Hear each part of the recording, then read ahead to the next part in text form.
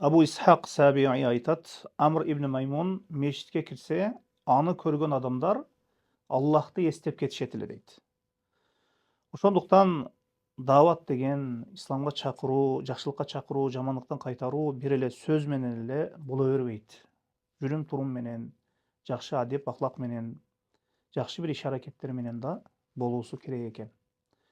Ошондуктан өткөн табийиндер, таба табийиндер алардын адептеринен өтө сонун бир үлгүлөр бар. Мындай адам бир жакшы бир инсанды караганда, же бир аалымдарды караганда алардын адеп аклагынан дагы өзүнө пайдалар алуусу керек экен. Албетте баары эле адам эмес. Албетте ошол аалымдын ошол сөзү дагы иши жана жүрүм туруму, амал кылуусу дагы каралат.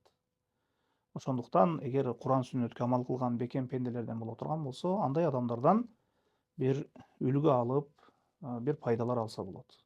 Эгер сөздөрү Куран сүннөткө дал келбесе, анда сөздөрү алар ташталат. Андайлардан бир пайда алынбоосу керек. Аллаху алам.